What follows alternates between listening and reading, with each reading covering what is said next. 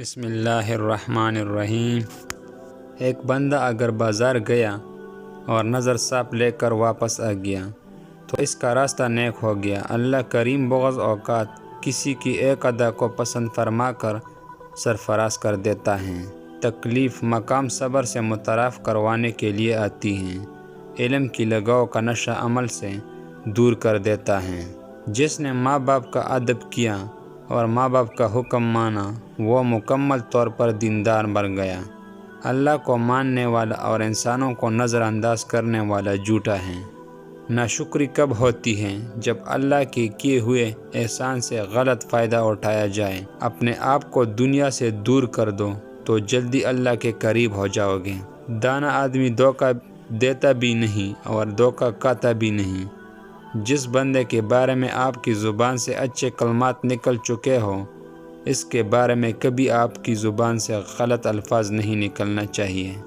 جلوہ غور کرنے والے کا نام ہے، دیکھنے والے کا نام ہے اور محسوس کرنے والے کا نام ہے۔ طلب کو صادق ہونا چاہیے اور اگر وہ صادق ہو گیا تو طلب تو ویسا ہی پورا ہو جائے گی۔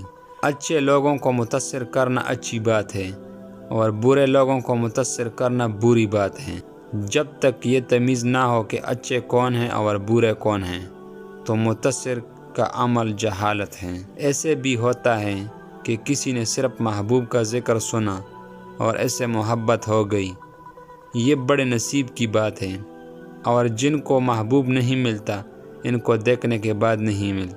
زندگی سے پہلے نیند ہے اور موت کے بعد بھی نیند ہے۔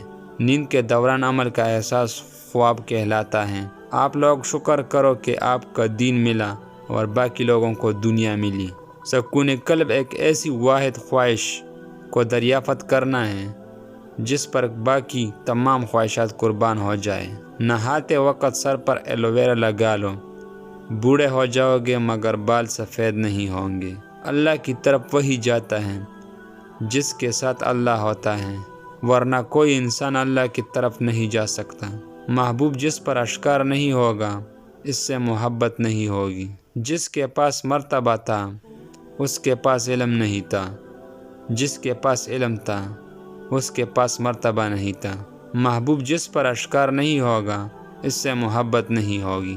اس سے پہلے کہ سائل آواز لگا کے چلا جائے اس کو کچھ دو، نہ ڈھونڈ گے تو پھر نہیں ملے گا۔ جڑی بوٹیوں میں ایک بوٹی رات کے وقت روشن ہوتی ہیں، اس کا نام شب چراغ ہے۔